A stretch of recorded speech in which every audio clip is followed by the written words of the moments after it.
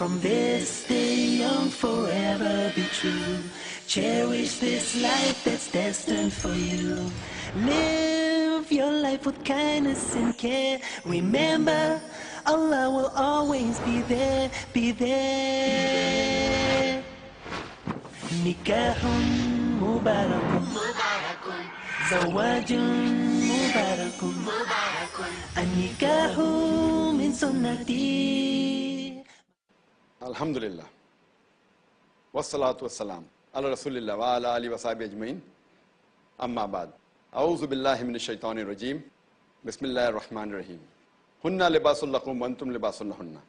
Rabbi shrah li sadri wa yassir li amri wahlul 'uqdatam min lisani yafqahu qawli. I welcome all of you with Islamic greetings. Assalamu alaikum wa rahmatullahi wa barakatuh. May peace, mercy and blessings of Allah subhanahu wa ta'ala be on all of you. Today, we are going to have a special session. The name of this session is Better Half or Bitter Half. And in this session, you're most welcome to ask any questions that are related to marriage, related to choosing a life partner, any question related to how to conduct a nikah, or any questions after marriage, or how a married life goes on. Yes, you're most welcome. Assalamu alaikum wa Wa alaikum assalam wa rahmatullahi wa barakatuh. I wanted to know why is polygamy allowed in Islam? Sister has a question that why is polygamy allowed in Islam? Polygamy normally is of two types. A person having more than one spouse. So if a man has more than one spouse, it's called as polygyny. And if a woman has more than one spouse, one husband, it is called as polyandry. So Islam allows polygyny, limited polygyny, a man to have more than one wife, as compared polyandry is prohibited. But before I give the answer, I will tell you that Quran is the only religious scripture on the face of the earth which says marry only one. If you analyze the other religions, Christianity, Hinduism, Judaism, you can marry as many as you wish. If you read the Ramayana, the father of Sri Ram, King Dashrath, he had 3 wives. If you read Mahabharata, Sri Krishna, how many wives he had? 4, 10, 100, 1000, 16,108. So if Christian can have 16,108 wives, so why can't the Muslims have up to 4? Furthermore, if you read the Bible, if you read the Old Testament, Abraham, according to the Bible, had 3 wives. Solomon had 700 wives. So according to the Bible and according to Judaism and Christianity, man can have as many wives as he pleases. It is later on, the Jewish rabbi, Ben Shingan Yehuda, he passed a synod in 690 CE to 1060 CE that a Jewish man should marry only one. And this practice of Jewish men marrying more than one wife continued even in Sephardic communities, that the Jewish community living in Muslim society, till as late as 1950, until the chief rabbi of Israel, he passed a synod and said that a Jew is only allowed to marry only one woman. Similarly, if you read the Bible, a Christian can marry as many women as he wishes. It is the church which has put a ban that the Christian should marry only one. Similarly, according to Hindu scripture, the Hindu can marry as many women as he wishes. It is the Indian Penal Code, the Indian government, under the Hindu Special Marriage Act in 1954, where it put a limitation that Hindu man can only marry one woman. Otherwise, according to scriptures, you can marry as many as you wish. And if you read the statistics of the government of India, the status of women in India, on page number 66, it says it gives the percentage of polygamous marriages done in a span of 10 years, from 1951 to 1961, and Muslims, they were involved in 4.31% polygamous marriages. And the Hindus, 5.04%.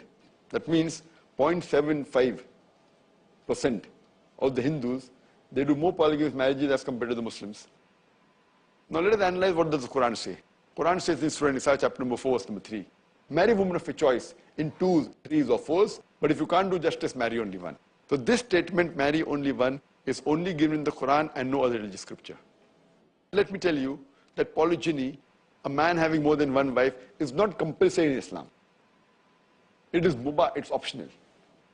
Many people have misconception, it's compulsory. It's not compulsory, it is mubah, it's optional. But if you marry more than one wife, The Quran says you should be just between them. If you cannot do justice, then you should not marry. So one of the criteria for a man to have more than one wife is you should do justice between your wives. Let us analyze what are the logical reasons that Islam has permitted a man in Islam to have more than one wife. Science today tells us that by nature, male and female children are born in equal proportion. But a child's doctor, he will tell you that the female child can fight the germs and diseases much better than the male child. The female child has got more immunity. Medically, the female child is stronger than the male child. So in the pediatric age itself, in the young age, there are more male children dying as compared to female children. So in pediatric age itself, there are more females in the world than males. As life goes on, there is death due to cigarette smoking, due to alcoholism, due to accidents, during wars. More males are dying in these conditions as compared to females. So what we realize that today in the world, there are more females as compared to males. Only in third world countries like India, etc., the female population is less than the male population. And one of the reasons is that there is female feticide and infanticide in India. According to a BBC report that came in the program assignment by the title Let Her Die, a British reporter by the name of Emily Beckinan, she gives a survey that every day more than 3,000 fetuses are being aborted after they identified that they're females. If you multiply this figure by 365, the number of days, you get a total of more than 1 million fetuses are being aborted every year in India after they identified that they're females. And if you stop this evil practice, inshallah, even in India, the female population will become more than the male population. So if you analyze today in the world, besides third world countries, there is more females as compared to males. In New York alone, there are 1 million females more than males. In USA alone, there are 7.8 million females more than males. In Germany alone, there are 5 million females more than males. In UK alone, there are 4 million females more than males. In Russia alone, there are 9 million females more than males. And God alone, Allah subhanahu wa ta'ala alone knows how many millions of females are more than the males throughout the world. If I agree with a non-Muslim that every man should have only one wife, and if the market is saturated, every man has found a wife for himself, and suppose your sister, or suppose my sister happens to live in America, and if the market is saturated, all the men have found a life partner for themselves. So yet there will be 7.8 million females in USA who will not find husbands. Now the only option remaining for these 7.8 million females who have not found husband, life partner for themselves, is that they either marry a man who's already married or they become public property. Public property, such a harsh word. You know, it is the most offensive word I can use. There's no better word I can use.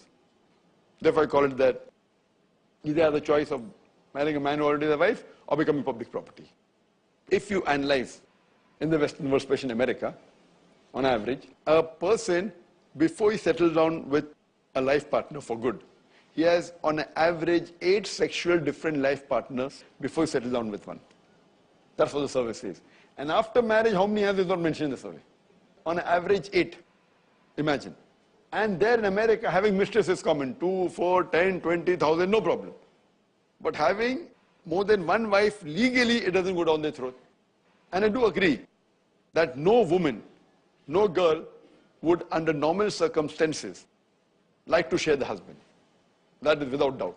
But the Islamic Sharia says that let a small loss take place to prevent a big loss. That means if it is a good Muslim woman who knows the situation of the world, she would not mind sharing the husband for the benefit of the other Muslim sister. So these are the reasons why Allah subhanahu wa ta'ala, our creator, has permitted some men to have more than one wife and up to 4 wives. Hope that answers the question. Yes, brother. Assalamu alaikum. Wa alaikum assalam. Actually, this is just related to the same question. Alhamdulillah, it was a very good answer. And you are known for supporting men marrying more than one wife in the media as well. So many people, they're asking that why does Dr. Zakir Naik not have more than one wife?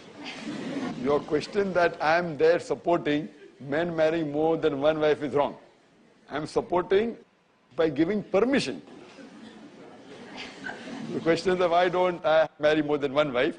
MashaAllah, I've got a life partner, and one only, MashaAllah, I'm happy with her. I don't require to have another one. But having more than one wife is permissible. Therefore, I said it is not compulsory, it is mubah. So there are many mubah things I don't do. Like being an engineer is mubah, I'm not an engineer. Fine? So there are many mubah things which I don't do. So I consider marrying more than one wife is mubah. And if someone does, if the need requires, he should do. So that's the reason mashallah, I'm happy with my wife. And not that if you're sad with the wife, then only marry a second wife. So to do justice with one wife, I'm finding it difficult. So to justice with two wives is more difficult. Because of the fields that I'm involved in, etc. So marrying more than one wife is a mubah. It's optional. I don't encourage people to marry more than one wife. I say that there is a permissibility in Islam for certain men to have more than one wife. Why? Because by statistics, as I mentioned, there are more women than men in the world, but the percentage for every 1,000 men, there are 1,005 women. That means the percentage is half. That means in every 200 men, there is one woman more. That means if 200 marriages take place, out of that, one man should have more than one wife, that is two. If everyone starts having more than one, even 10%, there will be a shortage of women. Not be possible. So it is, on an average, if you go by statistics wise, that doesn't mean Islam says that only 0.5% should have it. I'm not saying that. In some country it may be 5-10%, some country may be more, some country may be zero. But if you look at the scenario and the logical situation, and there are various needs where a second marriage may be required. One may be fine. Maybe the husband is hypersexual and may not be satisfied with one wife, one of the reasons. One reason can be maybe they have no children. So instead of giving divorce to the first wife and marrying a new wife, keep the first wife. She's a good wife. Give all the rights and marry a second wife. There can be other also issues. So one of the major reasons is about maybe hypersexuality. Second reason can be they want children. Or third reason can be if he requires that I want to have maybe more children, so that I can do whatever way. So there are various other reasons, but there's no reason that there's a fard, though there are some people who say it is mustahab. It's encouraged. I feel that it's mubah. Hope that answers the question. Inshallah, we'll continue after a short break. نكاح مبارك مبارك زواج مبارك. Assalamu alaikum. Welcome back to the program, Better Half or Better Half. And we'll be continuing with the question and answer session on marriage. Yes, sister, most welcome. Assalamu alaikum, brother. Wa alaikum assalam wa rahmatullahi wa barakatuh. Brother, I want to know what are the different types of divorces in Islam? Selection is there, marriage is and a divorce has come. We haven't discussed about how the things are, immediate divorce. As far as divorce is concerned, broadly you can categorize the divorces into five types. One is with the mutual consent of both husband and wife. The second is unilaterally with the will of the husband. The third is that if it is mentioned in the nikah-nama, in the marital contract, that even the wife can give divorce, then she too can give unilateral divorce. That is called as talaq-e-tawfid or isma. But it should be mentioned in the nikah-nama. The fourth is that if it's not mentioned in the nikah-nama, and if the wife wants to part away from the husband, it may be a personal reason, it may be valid reason, it may be invalid reason. It may be just because she does not like him. She can request the husband to give khula to her.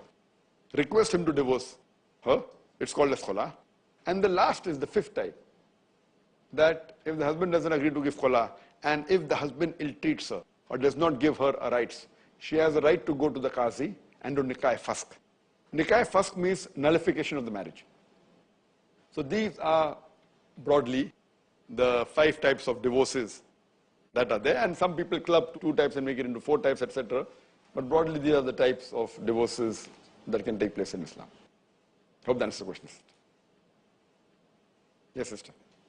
Assalamu alaikum wa rahmatullahi wa barakatuh. Wa alaikum assalam wa rahmatullahi wa barakatuh. My question is how to conduct a relation after the engagement for a boy and a girl. Sorry, how to conduct a? Relationship between that two person who is engaged, boy and a girl. After engagement, how to conduct that relationship. How should they behave is the right word. Exactly, exactly. Relationship. Someone is after engagement, that is after nikah. Yes.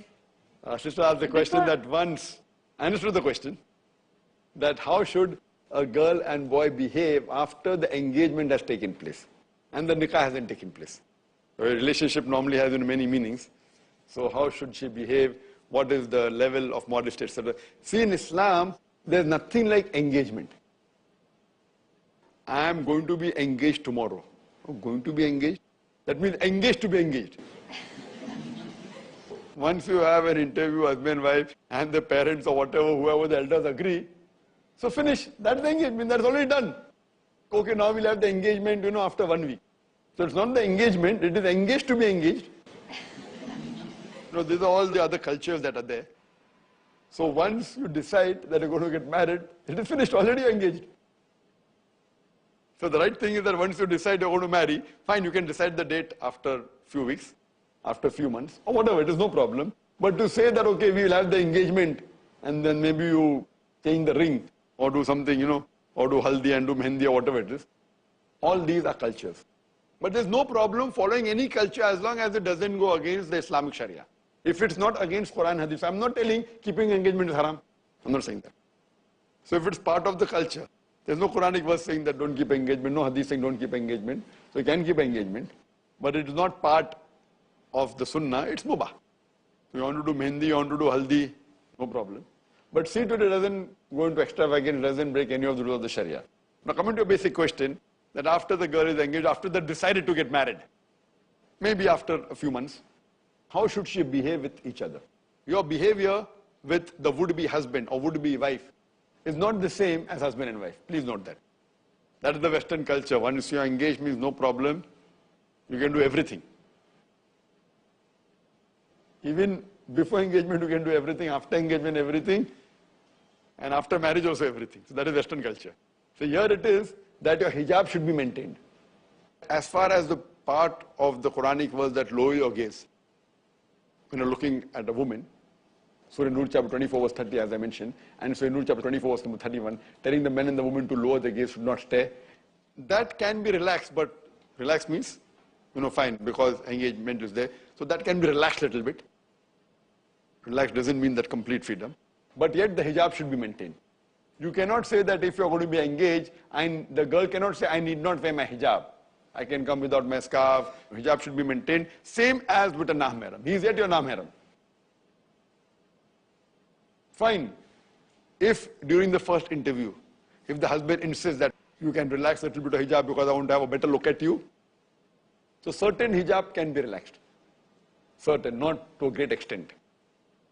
Some of the scholars say it can be, some of the scholars say it can't be. But if says, okay, fine, if the thing has gone to a greater level, okay, fine, I want to have a proper look at my would-be wife. But natural, maybe without the scarf. Certain scholars do permit, certain scholars don't permit. Difference of opinion is there. But that also doesn't mean that complete hijab should be removed. Fine, you can maybe remove the scarf. But that also not always. Otherwise, the hijab should be maintained as a non-mahram. What thing can be a little bit relaxed is, in terms of look, that also to a little extent. Secondly, that if you have to meet anytime you have to meet for discussion, see to it that the mahram is there. Either the bride's brother is there, or the father, or the uncle, or the would-be bridegroom's sister is there, mother is there, auntie is there. Talk. You can't say that now we are engaged, let us go to movie together. That also is the last seat, No last seat, no first seat, no middle seat. You can't go out together in a garden, no, not at all. You cannot go alone out at all. Because yet, both of you are non-mahram. You can't go out, you can have a meeting in the house. Once you have decided to marry, you can have a meeting once, have twice, thrice, no problem. But don't unnecessarily keep on meeting. Now we make it a point, once a week we'll meet. For what? No, we are going to get married after 6 months. So once a week, every Jummah. Every Thursday we'll meet. This doesn't make sense. Might as well, you do nikah, don't consummate the marriage, and meet every day, no problem. If you feel you're delaying the nikah because I don't have a house, maybe I'm not prepared to shift, so no problem, do the nikah, simple nikah. And yet, the girl can stay with the parents and the boy can stay with the parent, then you meet every day, no problem, then all the hijab also can be relaxed. If you want to meet every time, you can meet. There's no fixed rule that after you have decided you can meet once, twice, or 5 or 10 times. Whenever required, if you think, okay, I just want to ask one more question, that, I would like to know that what education I will do, what he will do. You want to meet, you can meet, but see to it that there is a mahram when you talk. Not that, okay, at least we won't meet, but every day we'll talk on the phone, half an hour. So all these things that the beloved Prophet ﷺ said, that if 2 mahram are in a room, the third person is the devil. So even if you're engaged, you being alone with your would-be husband or wife is totally haram in Islam. You cannot. See to mahram is there. If you want to speak on the phone once in a while, fine, you can. You can speak. But don't make it a habit regularly. At least once a week I should speak, or once in 3 days, or once a month. If you have a query, you can. But see to it that the talk is more the Islamic lines, rather than too much of laughing, joking, higgling, hanging. That's part of the hijab. So the normal hijab that is maintained for a non-mahram should be maintained even with the person you have engaged. But you can meet the person more with a mahram, which you can do with other people also. The requirement is there. Suppose you have to go to meet a doctor. You can go every day also, no problem. Fine? But because the need is there. So if a need arises, where you have to meet and discuss certain issues of marriage or post-marriage, anything, you can meet, see to it the mahram is there, but don't relax it so much. The maintenance of the hijab and the modesty is very important. Hope that answers the question. Assalamu alaikum, brother. Wa alaikum assalam wa rahmatullahi wa barakatuh. It is compulsory for a married man to take the consent of his wife and marry the other women, or it is not compulsory? I just wanted to know that. Sisters ask the question that is it compulsory for a married man to take the permission of the first wife to marry the second wife? Since Allah subhanahu wa ta'ala has given the permission for a man to have more than one wife, in Surah Nisa chapter 4 verse number 3, as I mentioned earlier, that marry women have a choice in 2s, 3s or 4s. But if you can't do justice, marry only one. So generally, under normal circumstances, permission of the first wife is not required.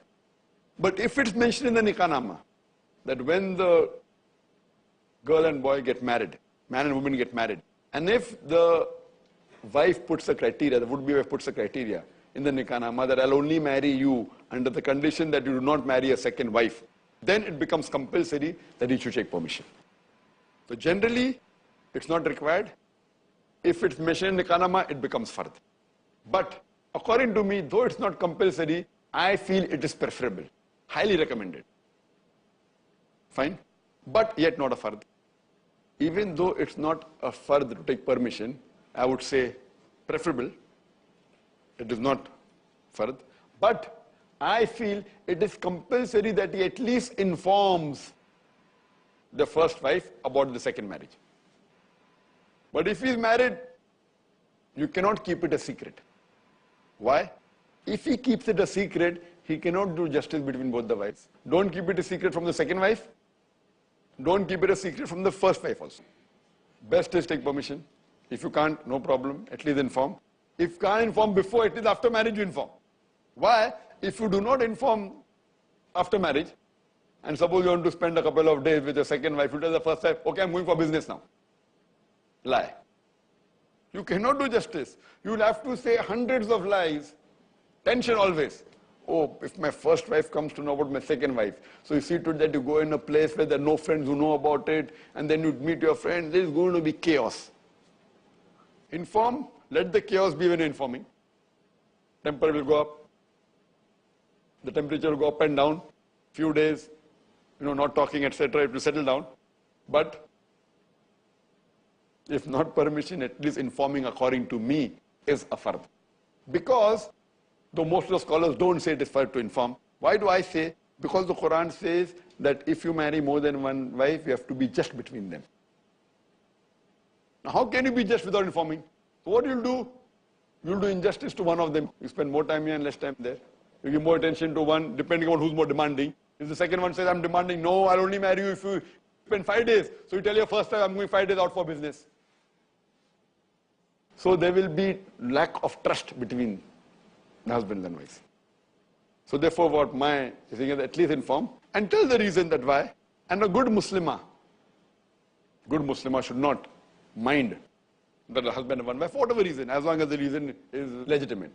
Or maybe the wife did not do a good job of being a wife. Or maybe the wife did a good job and husband was not right. Or she didn't do dawah to him or did not do islah to him, whatever it is. But if not permission, at least informing, I feel, is a requirement. Hope that answers the question. This was the last question of this session on better half or bitter half. Inshallah, we'll meet soon. Wa akhir dawana, alhamdulillahi rabbil alameen. النكاح من سنتي. Alhamdulillah. Wassalatu wassalam. Ala Rasulillah wa ala alihi wa sahbihi ajmain. Amma ba'd. A'udhu billahi minash shaitani rajim. Bismillahir rahmanir rahim. Hunna libasul lakum wa antum libasul lahunna. Rabbi shrah li sadri wa yassir li amri wahlul 'uqdatam min lisani yafqahu qawli. I welcome all of you with Islamic greetings. Assalamu alaikum wa rahmatullahi wa barakatuh. May peace, mercy and blessings of Allah subhanahu wa ta'ala be on all of you. Today, we are going to have a special session. The name of this session is Better Half or Bitter Half. And in this session, you're most welcome to ask any questions that are related to marriage, related to choosing a life partner, any question related to how to conduct a nikah, or any questions after marriage or how a married life goes on.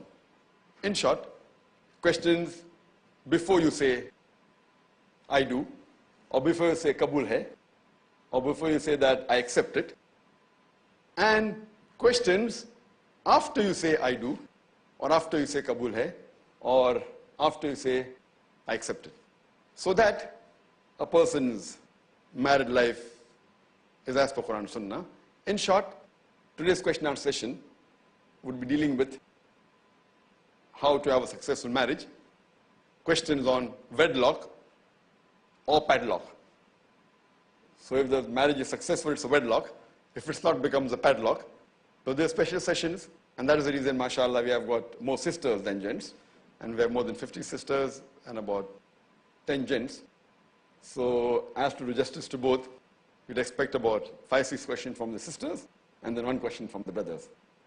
So any question related to marriage, nikah, please don't ask general questions on fiqh and masail. Any question related with nikah, before nikah, choosing a life partner, after marriage, question related to married life can be asked.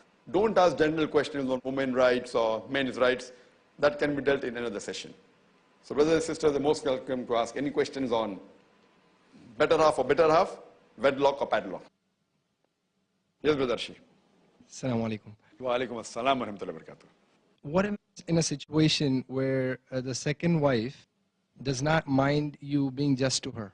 Means if she says, no problem, you don't give me any time, no money, everything's okay, I just want you to be the mahram. Okay, so do you have to inform the first wife in that situation? And if you don't, how would be being unjust? That's the question. That is, the second wife says, I don't mind if you give me less time, do not give me money, do not give me time, only be my mahram. The question of mahram will only come if you give time, na? If you don't give time, then how can you be mahram? For you to be mahram. No, according to your choice. According to your choice, fine. So don't say don't give time, don't give time. According to, if you want to give 1 day, 5 days, 3 months. No problem. 1 rupee, 1 million rupee, no problem. No problem. Fine. So say like that. Don't say no time. Exactly. Fine. That's okay, fine. So if she's not demanding, I don't mind if you give me less time, I don't mind if you give me less money and all. So is it important to inform the first wife? Yes, I feel yet it is important. Because even if you decide to give 1 day out of 7, yet you will be lying. To give 1 day, what will you tell your first wife? Where are you going if she asks you? I'll say I'm going to Kerala. So that's it. Not really. Decided to have your second wife in Kerala. No. So then, there'll be chance you'll tell white lie, then black lie. So I feel it is the best. But again, even if the second wife says that I don't want more time from you, I feel it's the duty because the commandment of Allah subhanahu wa ta'ala, you have to do just to both. Because it's clearly mentioned in the Quran, Surah Nisa, chapter 4, verse number 3, that marry woman of choice in 2, 3, or 4, but you can't do just marry only one. So you have to be just. Yes, further the Quran says in Surah Nisa chapter 4, 129, it is difficult to be just between your wives, so don't turn away from them altogether. That means, in economic terms, you can be just. If you give one Maruti car, one Toyota car to the first wife, give second Toyota car, not one Mercedes and one Toyota. Give both of them equal. Time, if it's a little bit disparity, no problem. You know, as we say in Hindi, 19-20 ka farak. You know, few percent here and there, no problem. Where it comes to love, if you're attached to one wife more than the other, like the Prophet also, mashallah, he loves Khadija, may Allah be pleased with her, the maximum. And Hazrat Aisha after that, after the Khadija expired, may Allah be pleased with them both.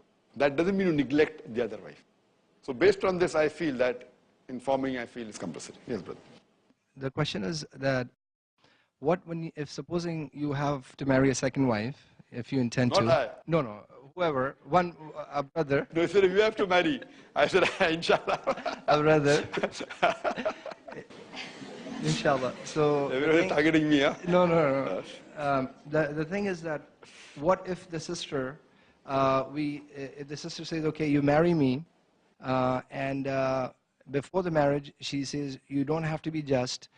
For example, if the brother cannot afford to take care of her financially or with time, but the sister agrees that no problems, you don't have to take care of me financially exactly the way you take care of the first wife, etc., etc. Is it okay to do that? Is it allowed?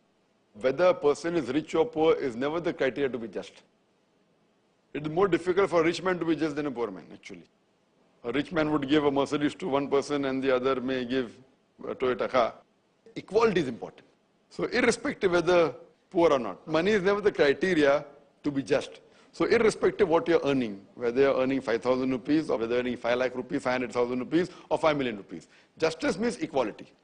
Justice doesn't mean that the amount should be such. And there is no reason that only rich people can marry more than one wife or poor cannot. Because the amount required for a person to lead a life is subjective. Some people, can lead a very comfortable life even by having 2,000 rupees a month. Some people who earn even 200,000 rupees, they say, hey, I'm so poor, I don't have this, I don't have that. And in our organization, we have people earning few thousand rupees, people earning few lakh rupees, few 100,000 rupees. You may never know the person who's earning 4,000-5,000 rupees is much more satisfied, has a bigger family, than compared to a person who's earning more than 1 lakh rupees also, 100,000 rupees also. From the answer's question. No, actually, see, when you had promised, sister, that you will give 4,000 rupees. You had promised about 4,000, correct? Yes. And let's say you only made 4,000. And there was another sister who was willing to marry you. Okay, and you only make 4,000, and she wants to marry you because she wants a mahram, she wants somebody to be with her, but money is not an issue. So you cannot give her any money. Can you still marry her, and is it justifiable if it's in the contract before marriage? Brother is giving information that during one of the marriage preparatory course, I had said that what are the criteria that I had when I spoke to my wife. I said, I told her I'll give you minimum 4,000 rupees. And I said that I'm giving you much more than that, alhamdulillah. So you'd have chances of decreasing, if I decrease. So I'm giving multiple times more than 4,000 rupees, alhamdulillah. So I can just decrease and give you, but taking the situation, whatever the amount is. And suppose you're earning the amount whatever there. So then, for me to inform is important. And say that, can I reduce it by half? Whether she agrees or not is secondary. But if I give a word to someone, is it a contract in Nikah-nama? No. It was just a word I gave. So my duty to follow Allah's commandment is more important than something what I've told. If it's a Nikah-nama contract I've mentioned, it's different. Then I have to keep it. If it's just, okay, fine, I'll give you 4,000 rupees. And now, someone's mother gets sick. And she requires 2,000 rupees every month. What am I going to do? I'm going to let my mother let her die? I told my wife, my mother is sick. My intention was to give 4,000 rupees. My mother is sick, and surely a good Muslim, I would agree. Even if she says, no, I want 4,000 rupees. And if I know that our family can even run 1,000, hypothetically, can run in $1,000, whatever it is, if I promise $4,000, what you have to realize that it is a commitment you have made in, but if it is nikah-nama and something else. So similarly, irrespective of what it is, whether rich or poor, whatever it is, whether the second wife requires your time or not, on a whole, macroscopically there may be difference. Macroscopically, it should be equality. That is what Islam says. She deserves that. She may be willing to give it different. She may be willing to give up is different, but that is your duty. She has a right, and you have to fulfill that thing. Little bit here and there, it's different. Otherwise, equality is a must. Hope that answers the question. Otherwise, you won't be called a good husband. She may go to Jannah. Problem of you going to Jannah will be difficult. But the beloved Prophet Muhammad Sallallahu Alaihi Wasallam said that the best believer is that who is the best to his family, especially his wife. So good to one wife and not to the other. She may sacrifice, she may go to Jannah. What about you? Do you want to go to Jannah or not? So for you to be good, you have to be a good husband. To one wife, if you have one, if you have two, to both your wives. So tomorrow your wife says, okay, Arshi, don't offer salah. So what do you say? Okay, I won't offer salah. If she says, don't offer salah, no problem. Salah is a fard. It is a command of Allah subhanahu wa ta'ala. You have to offer it. It's not as important as being just. It is important. Being just is important. It may not be as important as offering salah. So what she gives you permission is separate. She may be satisfied. She will not curse you. She will do dua for you. But for you to follow the guidelines of Quran and Sunnah, Quran says it's very important. Now your plans of marrying second has changed. Huh?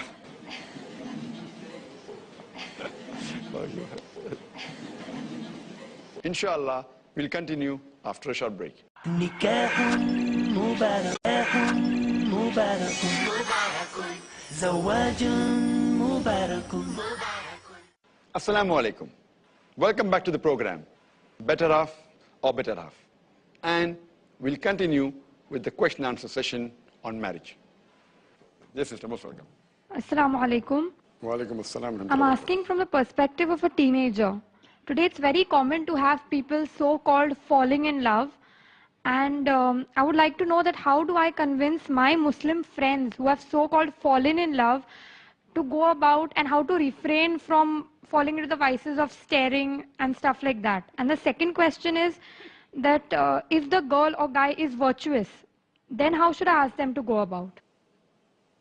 Sister has a question that now it's common amongst teenagers and among the friends that they fall in love. So how can she convince that falling in love is wrong? And what if the girl and boy are virtuous? Correct? That's the question. Yeah, I mean, if the girl likes the guy and the guy is virtuous, or the guy likes the girl and the girl is virtuous. Without haram activity, that is telling or anything like that. Just liking the girl for her character, modesty and stuff like that. First thing that normally when teenagers fall in love, normal style, so how can we convince it's wrong? And on the other hand, if they are virtuous, then is it allowed without staring, without haram, is it allowed or not? First, the general category of falling in love, how does it come about? It comes about by breaking the hijab level. It's not like that, sometimes wonder, why has this girl chosen this boy? The boy is so ugly. And so, this girl is so ugly. So it is when you talk, you start liking things, it may be weird.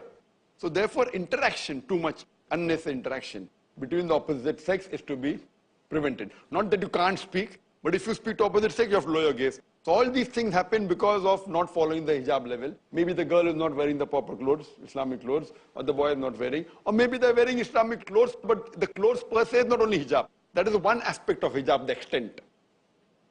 The extent, it should be loose, it should not be glamorous, it should not resemble the opposite sex, it should not resemble the non-Muslim. Besides the clothes, the way you talk, the way you walk, the way you behave, the way you think, all this comes into hijab. Just by wearing a clothing hijab, and if you don't talk properly, how are you? Well, very good. There should not be too much compassion. So automatic, whether you are wearing hijab, how are you? There's so much of depth and so much of modulation and so much of love in the voice. The talking is not Islamic. That doesn't have to be stern always, it has to be normal. Same thing, the way you walk. You may wear a hijab and you may not walk properly. The way you think. You may wear a hijab and you may stare and you may think, whatever it is. There's bird watching going on in schools and colleges. So talking, walking, thinking, heart, niyat, everything put together. So when the hijab is broken in any of these aspects, there are high chances that infatuation will come. And that's how Allah subhanahu wa ta'ala, our creator, Almighty God has made us.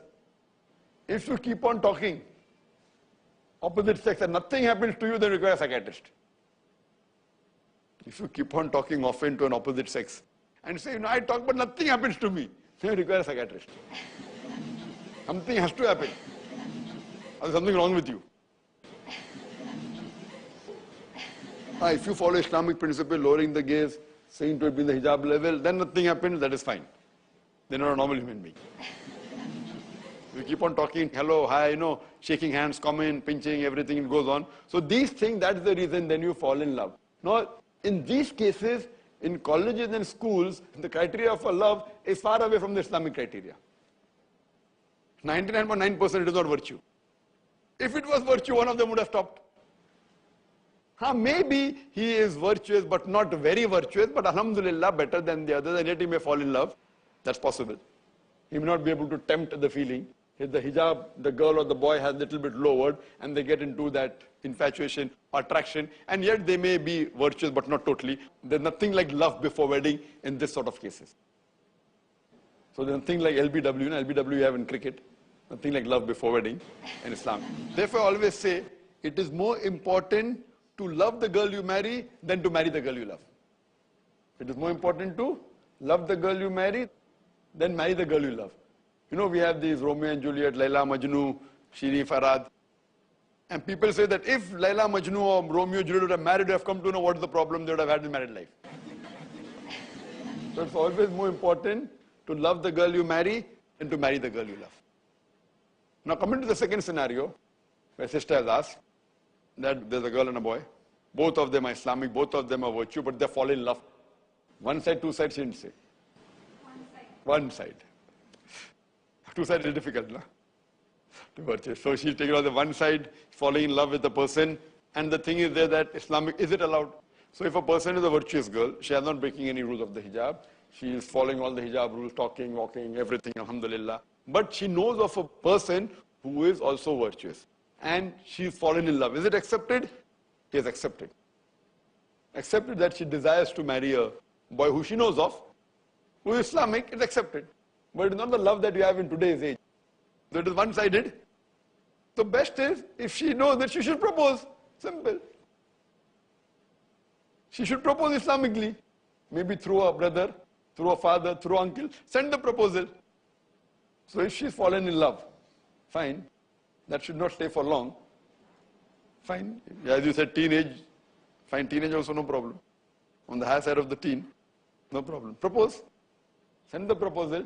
Don't wait for too long. You may never know, you may break the barrier of hijab. Now she's Islamic, she's not done anything wrong, she's fallen in love. Propose Islamically. If you don't propose, then there may be problems. You may not be able to maintain your hijab level. So she sends the proposal, and then if she's also Islamic, and he also wants Islamic girl, everything goes fine. If it doesn't, then leave it to Allah subhanahu wa ta'ala. Then if she's Islamic and if he has rejected her, then she should try and find someone who's more Islamic or less Islamic who likes her. So Islamically, if she likes someone on the basis of Quran and Sunnah, because he is virtuous, no problem, accept it. She has not breaking law of the Sharia. She should send the proposal as soon as possible. Don't wait. Send the proposal Islamically. Then we can have a meeting, have a talk, have a chat. If he accepts, alhamdulillah. If he doesn't accept, no problem. She finds someone else and he finds someone else. Hope that answers the question. Assalamu alaikum. Wa alaikum assalam. I'm the coordinator. Even I wish to ask a question. Sure, most welcome, sister. According to Islam, what are the important duties of a wife towards her husband? As far as the duties of a wife towards the husband is concerned, but natural, she should see to it that she is a good wife. As I started my talk today, the session, with the verse of the Quran of Surah Baqarah, chapter number 2, verse number 187. Hunna libasul lakum wa antum libasul lahunna. That they are your garments and you are their garments. Your wives are your garments and you are their garments. The men, the garments of the wives. Now what is the role and duty of a garment? The main duty and the role and the purpose of a garment is to protect one another, is to conceal one another, is to beautify one another. So the duty of the husband and wife that they help each other, they conceal each other's faults, they beautify each other, and they strengthen each other. So this is the role of somewhat like hand and glove. Furthermore, if you analyze that the Quran has referred to the woman as muhsana. Muhsana means a fortress against the devil. In several places in the Quran. In Surah Nisa, chapter number 4, verse number 24. In Surah Nisa, chapter number 4, verse number 25. In Surah Ma'idah, chapter number 5, verse number 5. In Surah Nur, chapter number 24. verse number 4. In Surah Nur, chapter 24, verse number 33. In several places, the Quran refers to the woman as muhsana, means a fortress against the devil. So it's the duty of the wife to be a fortress against the devil for the husband. Means she should see to it that she remains a muhsana for the husband, that she sees to it that she keeps the husband on the straight path. If you realize that the husband is deviating away from Quran and Sunnah with a little or more, you should be always present to see to it that to prevent him from deviating. Whether it be he's offering salah but may not be getting up in the morning, example. So you as a muhsana, see to it that you get up, keep an alarm, wake him up nicely, with love, with affection, get him up. So you are a muhsana. If you know he has some vices which he may have fallen into, so you see to it that you're compassionate to him. And with love, see to it that the relationship should be hand in glove. You should not be, oh, you're doing something wrong. What is the question? Haram. Fine. So with love and affection, you should see to it that he's on the straight path. So these are the basic ones, hand in glove and being a muhsana. Furthermore, all the duties that are there, taking care of the husband, see to it that you obey him, and see to it that you get him closer to Quran and Sunnah. You have to follow almost everything what he says, unless those things which is against Quran and Sunnah, if he tells you, that's the only time you can disobey him. For example, if he tells you not to wear the hijab, that time you not follow him. But otherwise, if he tells you something Islamic, you follow. If he tells you something which is mubah, so you follow. So in this way, the duty of the wife is to keep the husband happy. It's the duty of the husband to keep the wife happy. It's not a one-way traffic, it's a two-way traffic. As it's the duty of the wife to see to it that she satisfies the husband, it is the duty of the husband to satisfy the wife. As I mentioned earlier, that the beloved Prophet ﷺ said that the best amongst the believers, that was the best to his family, especially the wife. So it's a two-way traffic, and nikah is a marital contract. Nikah is a marital contract. It's an understanding between both of them.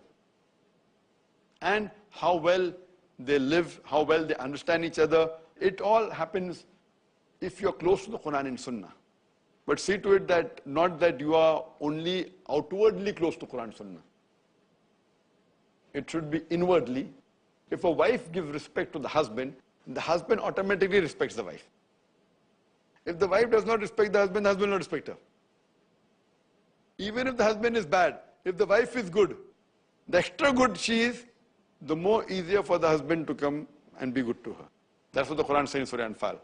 That don't defeat your enemy, win over the enemy. If you win over the enemy, you'll never know that in whose heart was enmity would become your friend. That goes in generally, that also goes for the spouses. So relationship, sister, is more of a hand in glove. Hope that answers the questions. Assalamu alaikum. Wa alaikum assalam. My question is, if a husband and wife are staying together, they're married around 10 to 12 years, and these 10 to 12 years, they're just staying with each other just for the sake of it. They are not actually involved with each other, and they're just staying together to show others that they are husband and wife. Is the nikah valid? Starts the question that if two couple, man and woman, are married with one another, they're staying for more than 12 years, but they aren't having a relationship, but they're just telling to show the world, is the nikah valid? Is nikah is valid? Why should the nikah break? Nikah is valid. Whether they want to continue or not is secondary. Whether the good husband and wife is there, but the nikah is valid. Because they are married. If they did the nikah according to the Quran and Sunnah, the nikah is valid. They have not said talaq. Talaq is not that valid. Both may not be good husband and wife to each other. That's a secondary question. Because having relationship is not compulsory for the nikah to continue. Having relationship is not compulsory for nikah to continue. So they may not be good husband and wife, but the nikah is valid and they are yet husband and wife. Hope that answers the question. This was the last question of this session on better half or better half. Inshallah, we'll meet soon. Wa akhir da'wana alhamdulillah rabbil alameen. زواج مبارك النكاح من سنتي. Alhamdulillah. Wassalatu wassalam. Ala Rasulillah wa ala alihi wa sahbihi ajmain. Amma ba'd. A'udhu billahi minash shaitanir rajim. Bismillahir rahmanir rahim. Hunna libasul lakum wa antum libasul lahunna. Rabbi shrah li sadri wa yassir li amri wahlul 'uqdatam min lisani yafqahu qawli. I welcome all of you with Islamic greetings. Assalamu alaikum wa rahmatullahi wa barakatuh. May peace, mercy and blessings of Allah subhanahu wa ta'ala be on all of you. Today we are going to have a special session by the name Better Half or Bitter Half. And you're most welcome to ask any questions related to marriage, to nikah, regarding how to choose a life partner, how to conduct a nikah, what are the pros and the cons, about married life, the problems, the good things, the do's, the don'ts, the halals, the harams. You're most welcome to ask any questions regarding before you say I do, or before you say Kabul hai, or before you say I accept it, as well as after you say I do, or Kabul hai, or after you say I accept it. You're most welcome to ask any questions so that you get the best life partner, so that you can decide whether the relationship you're going into, whether it's a wedlock or a padlock. So brothers and sisters, you're most welcome to ask any questions on the topic of marriage. Assalamu alaikum. Wa alaikum assalam wa rahmatullahi wa barakatuh. I wanted to ask if a Muslim can get married to a virtuous non-Muslim. Sister asked the question that can a Muslim get married to a virtuous non-Muslim? First, you need to understand what is the definition of virtue and what is the definition of non-Muslim. The most important factor of virtue is, it is Tawheed, believing in oneness of Allah subhanahu wa ta'ala. So, as far as the complete definition of virtue is concerned, the most important factor is Tawheed, the oneness of Allah subhanahu wa ta'ala. If a person really believes in Tawheed and oneness of Allah subhanahu wa ta'ala, but naturally he has to be a Muslim. So the question of a non-Muslim being virtuous in the Islamic terminology is not correct. Because the most important criteria for virtue, it is Tawheed, it's oneness of Allah subhanahu wa ta'ala. And as a general question, can a Muslim marry a non-Muslim? The reply is given in the Quran in Surah Baqarah, chapter number 2, verse number 221, where the Creator Allah subhanahu wa ta'ala says that do not marry a mushrikah until she believes. Do not marry an idolatress until she believes. And a believing woman, a mu'minah, even if she's a bondswoman, even if she's a slave girl, she's far superior than a mushrikah, than an idolatress, even if she allows you. That means according to the Quran, a Muslim woman, even if she's a bondswoman, even if she is poor or ugly, is far superior than a mushrikah, than idolatress, even if she allows you. She may be the most beautiful woman in the world, she may be the richest woman in the world, but a woman is far superior to a mushrikah. Similarly, the verse continues that don't let a Muslim woman, a Muslimah, should not marry a mushrik, should not marry an idolater until he believes. A believing man who is a bondsman, who is a slave man, who is a servant, is far superior than a mushrik even if he allows you. He may be the most handsome man in the world. He may be the most richest man in the world. He may be Richard Gere. He may be the king. But a mu'min, a believing man who has iman, is far superior than a mushrik, than an idolater. So based on this verse of the Quran, a Muslim or a Muslimah is prohibited to marry a mushrikah or a mushrik. So in this context, a Muslim woman or Muslim man cannot marry a mushrik or non-Muslim, in short. Hope that answers the question. Assalamu alaikum. What should the wife do if the husband prevents her from doing Islamic activities like Islah and Dawah? If a husband prevents a wife from doing Islamic activities like Dawah, Islah, what should be done? First, you should see the reason, try and analyze why the husband doesn't want the wife to do Dawah or Islah. If he is saying that because the household work is left undone, and the wife says that, I want to do Dawah, so I'll be away for 10 hours every day, from morning till evening, and I'll not look after the children, I'll look after the house, then he has a valid reason. But as long as the wife takes care of all the responsibilities, a basic farais, that is looking after the house, looking after the children, taking care of the basic needs of the husband, and then she goes for Islamic activities without causing loss to the household activities, then I feel the husband should not prevent. So then it is the duty of the wife to convince the husband that, if she goes, it will be better for her, and better for the family, and better for him also, so that it will be beneficial for them in the akhirah. So then it is the duty of the wife to convince the husband that it is fard on every Muslim to convey the message of Islam. As Allah says in the Quran in Surah Al-Imran, chapter number 3, verse number 110, كُنْتُمْ خَيْرَ أُمَّةٍ أُخْرِجَتْ لِلنَّاسِ تَأْمِرُونَ بِالْمَعْرُوفِ وَتَنْهَوْنَ عَنِ الْمُنكَرِ وَتُؤْمِنُونَ بِاللَّهِ. Allah says, ye Muslims, ye are the best of peoples evolved for mankind, enjoying what is good and forbidding what is wrong and believing in Allah. Allah is calling us the Khaira Ummah because we enjoy what is good and forbid what is wrong. If we do not enjoy what is good and do not forbid what is wrong, we aren't fit to be called as Khaira Ummah. We aren't fit to be called as Muslims. It is fard on every Muslim to convey the message of Islam to others. The same message is repeated in Surah Al-Asr, chapter number 103, verse number 1 to 3, where Allah says, Wal Asr, Innal insana lafi khusr, illa alladhina amanu, wa amilu salihati, wa tawasaw bil haqqi wa tawasaw bis sabr.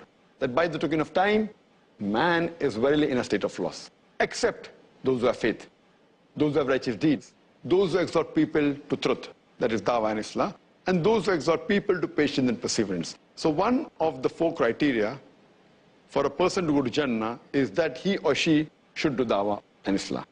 If they do not do under normal circumstances, according to Surah Al-Asr, they shall not enter Jannah. So I feel it is the duty of the wife to convince the husband that he too should involve in dawah activities, islah activities. If not a full-time da'i, at least a part-time da'i when he comes back from office, or at least during the weekends, during the holidays. And it is the duty of the wife that with hikmah, she should convince the husband, and she too should ask him to get involved. Because if both are involved in the activity, it's easier for them to understand each other's difficulty. So she should inspire him that he should involve in dawah activities, and see to it that she provides him with cassettes and lectures and books which will inspire him to be involved in the activity. Hope that answers the question, sister. Assalamu alaikum. Wa alaikum assalam wa rahmatullahi wa barakatuh. Can a girl marry a boy without her father's consent? You know, the question that can a girl marry a boy without the father's consent? Taking the father's consent is very important, but if the girl has valid reason that the father is choosing for her a life partner which is not appropriate for her, who is not virtuous, and then if she resists, it is permissible. Because there's a hadith of a beloved Prophet Muhammad mentioned in Sahih Bukhari, volume number 7, in the book of Nikah, chapter number 69, hadith number 642, that a lady by the name of Khansa bint Khadim al-Ansariya, she approached the Prophet and she said that my father has married me to a person who I do not like. So the Prophet nullified the marriage. That means the willingness of the girl is also very important, especially when you know that the father is choosing a life partner which she feels is not appropriate, is not on lines of Quran and Sunnah. So in this case, as a resort, she can object if she feels that the boy the father is asking to marry is not virtuous, and the boy she has in preference is more virtuous. Hope that answers the question. Assalamu alaikum wa rahmatullahi wa barakatuh. Wa alaikum assalam wa rahmatullahi wa barakatuh. Brother, my question is, what is a nikahnama and what are its contents? Sister asked the question that what is a nikahnama and what are its contents. As I mentioned earlier, nikah means a marital contract. It's a sacred covenant between the would-be husband and wife. And while a girl and a boy get married, they're permitted to lay down any conditions as long as it is within the purview of the Islamic Sharia. They can lay down any condition as long as it is not prohibited in the Quran or the Sunnah. It doesn't go against the principles of Quran and Sunnah. For example, marrying more than one wife is optional. So the would-be wife can put a condition saying that I do not mind marrying you as long as you do not take a second wife as long as I'm alive. Since marrying more than one woman is not fard, it's optional, she can put a condition that she does not want the husband to take any other woman as wife as long as she's alive. It's permitted. But she cannot say that I do not want my husband to offer salah, because offering the salah is fard. She cannot put a condition that I want my husband to drink alcohol, because drinking alcohol is haram. Similarly, the husband can put conditions on the wife that he can say that I want you to look after my mother who's sick. It was optional. So in these way, both can put conditions which are optional, but cannot force anyone else to do something which is haram, and cannot prevent anyone from doing something which is fard. So this nikahnama content can be depending upon the choice of the would-be husband and wife, as long as it does not go against the Islamic Sharia? Hope that answers the question. Inshallah, we'll take the next question after a short break. نكاح مبارك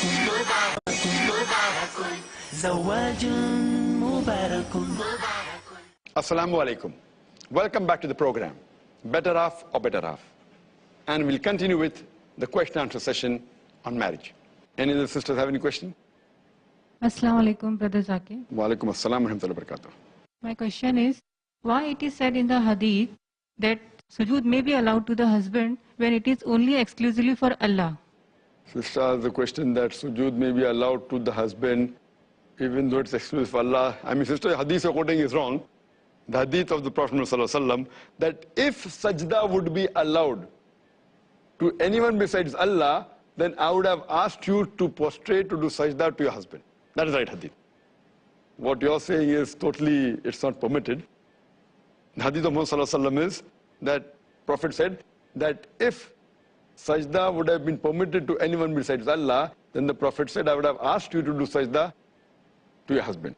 Now, this hadith does not mean in any way the Prophet is asking the women or the ladies to equate the husband as Allah subhanahu wa ta'ala. That is shirk. But it is only telling you what is the importance of your husband. For example, Allah used this type of words even in the Quran.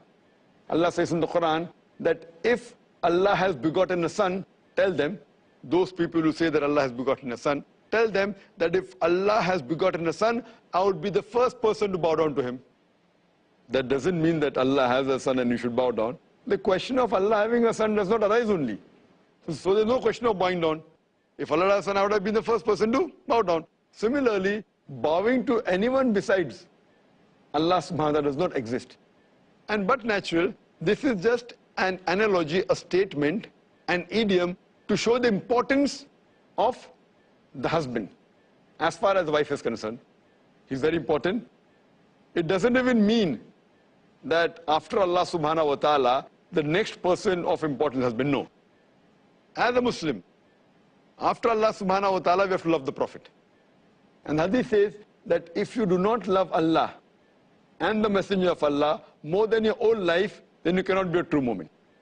So, but naturally, after loving Allah subhanahu wa ta'ala comes the love of the Prophet. But this statement that if sajda was permitted, if prostration was permitted to anyone besides Allah, I would have asked you to prostrate to your husband, shows the importance of the husband for the wife. That means you have to obey him, you have to love him, you have to respect him, you have to take care of him. As long as he does not go against the commandment of Allah and His Rasul, you have to obey him and follow him. This is just a way of expression, how it is said.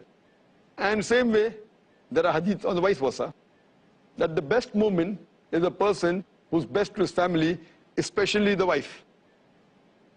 So it's a two-way traffic, it's not a one-way traffic. Hope that answers the question.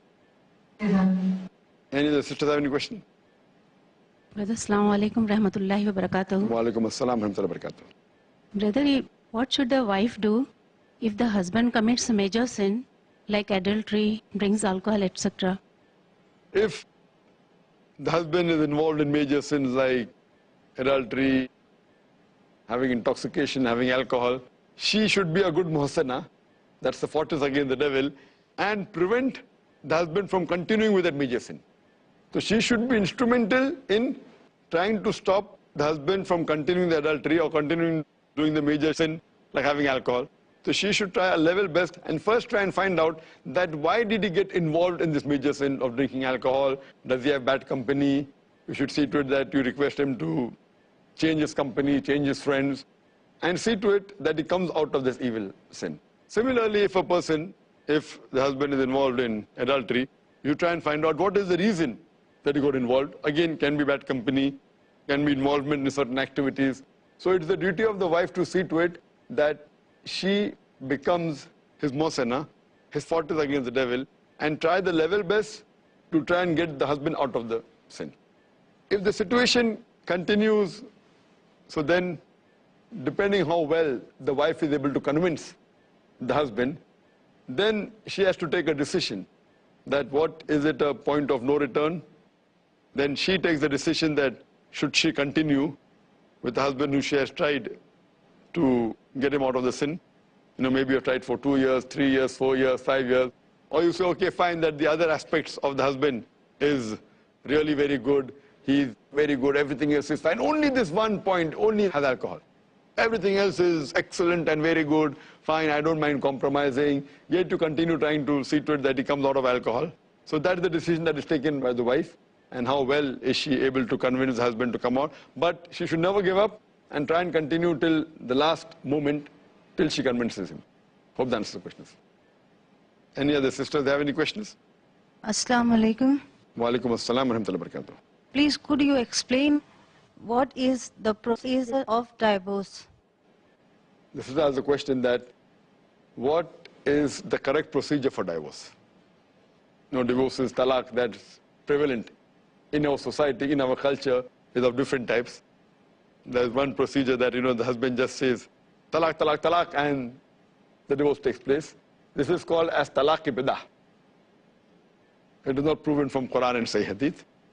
The other type of divorce which is prevalent in the society, in the Muslim society, is that the husband gives divorce, waits for one menstrual cycle, again repeats the divorce, waits for one menstrual cycle, then again give a divorce. This is called a talaq-i-hasan. That's a good talaq. But the right talaq is talaq-i-ahsan, the best type of talaq, as is described in the Quran and the Sahih Hadith. And there are various verses in the Quran dealing with talaq. Mentioned in Surah Talaq, chapter 65, verse number 2 to 7. It's given in Surah Baqarah, chapter number 2, verse number 228 to 242, the details of talaq. Normally, whenever any disagreement takes place between the husband and wife, they should initially try and sort it out themselves. Suppose, the wife put extra salt in the food and the husband does not like it, he shouldn't say talaq, talaq, talaq. If he doesn't like extra salt, you should tell the wife, don't put extra salt, and the problem is solved. The best is to have a sitting, sort it out, that's the best. If the problem between them cannot be sorted out, then the Quran says in Surah Nisa, chapter number 4, verse number 35, that appoint an arbiter from the husband's side and appoint an arbiter from the wife's side. Let there be a family gathering, have an arbiter from the husband's side, an arbiter from the wife's side, sit together and try and explain. Always marriage is a delicate issue, and there are ups and downs in married life. They should sort it out and try and find a solution. Yet, if all the things have been tried, the husband and wife have got together, they have had a family gathering, they have appointed an arbiter, and yet the matter is not solved, then as a last resort, then divorce can be pronounced. While pronouncing a divorce, it is important that the husband, when he pronounces the divorce, says talaq, there should be 2 witnesses. And once he says talaq, as the Quran says in Surah Baqarah, chapter number 2, verse number 228, that after the divorce is given, there should be an iddah period of 3 menstrual cycle, or 3 months. So once the divorce is pronounced, the iddah is a waiting period. I call it the prelims. It's interim period, where for 3 months, the husband and wife, they live in the same condition, but they do not have relationship. It is like a prelims or a trial, that can they be without each other? You realize after 2 weeks, I was a fool, simply I said divorce. It was such a small matter that, she's not ironing my clothes properly, and I'm a bigger problem. So maybe they can again do ruju. They can again conciliate with one another. So there is a waiting period of 3 months. And in these 3 months, if the husband and wife reconcile, if they do ruju, then that means they yet continue to be husband and wife. If after 3 menstrual periods have passed away, and yet if they insist that they want to part, they can part in an equitable terms. They should not do mudslinging with each other, should not try and blame each other, should not wash their dirty linen in public. Amicably, with respect, they should part. And the Quran says in Surah Baqarah, chapter 2, verse number 229, that the husband should not take back the gifts which he is given. It's preferable that he gives it to her. And if they part, suppose after 2 years, the husband realizes that I made a mistake, then again he can marry the same lady. Because Quran says in Surah Baqarah, chapter 2, verse number 232, that do not prevent the women from marrying their former husbands. That means people have misconception that once you get divorced, that's not possible to marry again. And they start saying, okay, we can do halala. You know halala?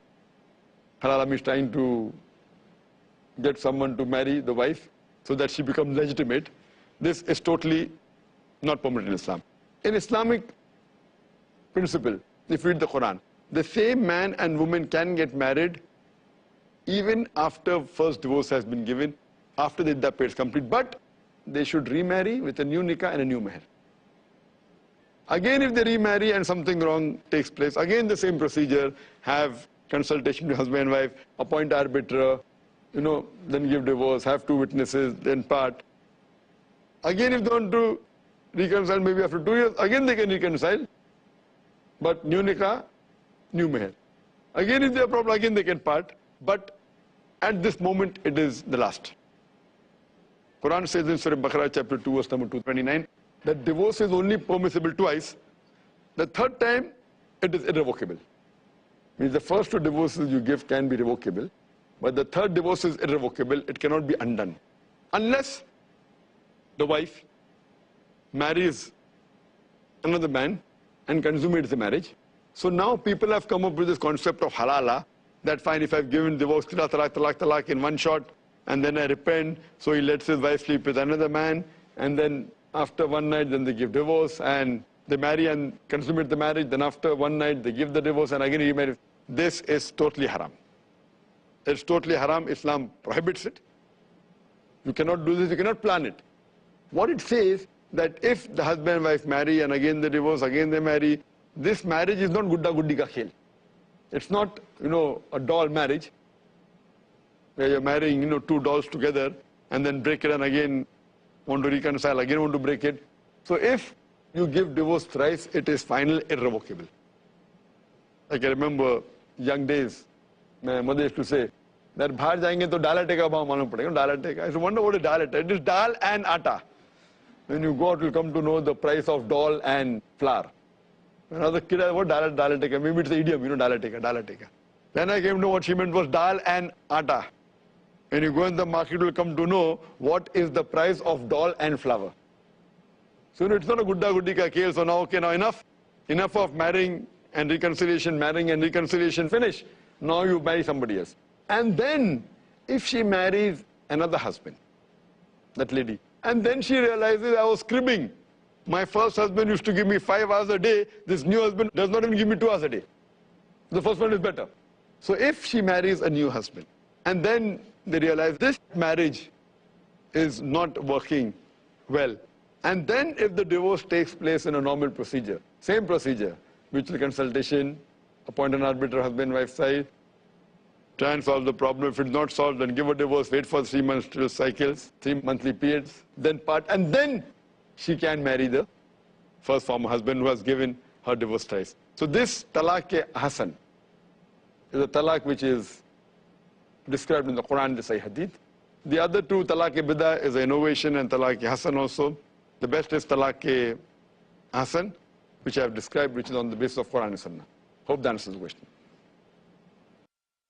This was the last question of this session on better half or better half. Inshallah, we'll meet next time. Wa akhir da'wana alhamdulillah rabbil alameen. Forever be true. Alhamdulillah. Wassalatu wassalam. Ala rasulillah wa ala alihi wa sahbihi ajma'in. Amma ba'd. A'udhu billahi minash shaitanir rajim. Bismillahir rahmanir rahim. Hunna libasul lakum wa antum libasul lahunna. Rabbi shrah li sadri wa yassir li amri wahlul 'uqdatam min lisani yafqahu qawli. I welcome all of you with Islamic greetings. Assalamu alaikum wa rahmatullahi wa barakatuh. May peace, mercy and blessings of Allah subhanahu wa ta'ala be on all of you. Today we are going to have a special session by the name Better Half or Bitter Half. And you're most welcome to ask any questions related to marriage, to nikah, regarding how to choose a life partner, how to conduct a nikah, what are the pros and the cons, about married life, the problems, the good things, the do's, the don'ts, the halals, the harams. Most welcome to ask any questions regarding before you say I do, or before you say Kabul hai, or before you say I accept it, as well as after you say I do, or kabule, or after you say I accept it. You're most welcome to ask any questions so that you get the best life partner, so that you can decide whether the relationship you're going into, whether it's a wedlock or a padlock. So brothers and sisters, you're most welcome to ask any questions on the topic of marriage. Any sisters have any questions? Assalamualaikum warahmatullahi. My question is that a woman is created from a crooked rib of a man. Could you just explain this, please? What the sister is talking about is the hadith. It's a Sahih hadith of Sahih Bukhari, volume number 4, in the book of Stories of the Prophets, hadith number 3331, where the Prophet said that the woman is created from the rib. And the most crooked part of the rib is the upper part. And if you try and straighten it, it will break. Therefore, the Prophet continues that you have to be patient with your wife. There's a hadith again which says that Hawa, she was created from the rib of Adam. May Allah be pleased with them both. So based on this hadith is there. What is the meaning of this hadith? What sister quoted is part of the hadith. The complete hadith is that the woman is created from the rib of the man, and the most crooked part of the rib is the uppermost part, and if you try to straighten it, it will break. Therefore, you have to be kind and you have to be patient with your wife. So the whole thing is that you have to be good to her, you have to treat her well. The full hadith says, therefore, treat the wife well. What is the reason that the Prophet said that the woman is made from the rib and the most crooked part is the upper part? Many people think that this is a negative hadith. They're trying to degrade the woman, that the women are degraded, they're made from the crooked part, and does it mean that the women are crooked? And if you try to straighten her, there'll be problems. So what is the meaning of the hadith? See, I being a medical doctor, I know that the ribs are very important for the human body. The ribs give protection to the lungs of the chest. And because of the curvature of the ribs, it's possible. If the ribs were flat, that's not possible. You know the ribs are curved, it acts like a cage. It acts like an armor. And because of the curvature of the ribs, there's protection to the heart, there's protection to the lungs, and the ribs are also flexible to a certain extent. And the ribs, take the impact if anything happens. So because of the curvature of the ribs, the protection is possible. If the ribs weren't curved, it wouldn't be able to protect the heart, which is a very vital organ, the lungs, etc. So the ladies, the women should not take it as a negative factor, they should take it as a positive factor. Many a times how you look at from which angle is important. A person can be a pessimist, a person can be optimist. I'm an optimist person. So that doesn't mean it is negative. That means you have to be careful with her is right. Why? For example, let me give you another analogy. That Allah subhanahu wa ta'ala has bestowed on the woman the tender love and affection. The tender love and care that she has being a mother, the same is not found in the father. Therefore, the respect for the mother is 3 times more than the father. Now, because of that emotional feeling which is there in the lady, so that she can be a good mother, it has certain negative factors. The negative factor is that because she is emotional, she can take care of the children. At the same time, she has more chances of getting hysterical as compared to the gent. So when there's the positive and the negative, but the positive is much more than the negative. The positive is she can behave like a good mother, she can take care of the children, but negative factor is that she can get, not that every woman is hysterical. The chances of hysteria in women is more than men, yet it may be just a small percentage. But the motherhood is there in every woman, but the hysteria is not there in every woman. The same way here, because of the crookedness of the rib, the advantage is more. The negative factor is that if I try and straighten the rib, it will break. So here also the woman is being compared to the rib. The positive factor is that she can be good. She can take care, she can be a muhsana, as the Quran says. But be careful, treat her kindly, treat her with justice, be good to her. Don't try too much of pressure. There's too much of emotions, the woman can get hysterical. Too much of pressure is there. The same thing, I would say that this is a positive hadith. But many of the Orientalists and many of the non-Muslims, they pick out hadith and they put on the net and they malign Islam, and many of our Muslim women, oh yes, what to do now? So they get, again hysterical. So it's positive and negative. You have to look at the positive. So I take it as a positive hadith. And it's an honor for the woman to be compared to the rib, which is a very vital part of the body, taking care of the vital organ, that is the sadr, the center, that is the heart. She's like a muhsana. That's the fortress against the devil, which is mentioned in several places in the Quran. In Surah Nisa, chapter number 4, verse number 24. Surah Nisa, chapter number 4, verse number 25. In Surah Ma'idah, chapter number 5, verse number 5. In Surah Nur, chapter number 24, verse number 4. Surah Nur, chapter number 24, verse number 33, and various other places in the Quran. Hope that answers the question. Any brothers have any questions? Assalamu alaikum. Wa alaikum salam. Dr. Zakir, we've noticed that nowadays, people are trying to search their spouses on the internet, and many times, like on the Facebook, and sometimes they're not just searching, they're just, adding na-mahrams in their so-called friends list. And when you ask them, like, why have you done this, they say that, it's for probably dawa or Islam-related purposes, let them be there. And we see that Muslims uploading their pictures. So how far is it right? Well, that's a very good question.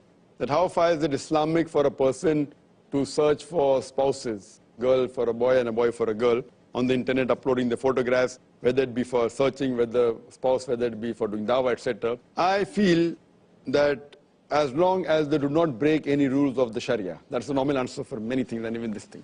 Come to the main answer. As long as they're within the purview of the Islamic Sharia, there's no problem. But you fail to realize that for a man, for a boy, to put his photograph can be accepted. But the reason is, why doesn't he put his photograph?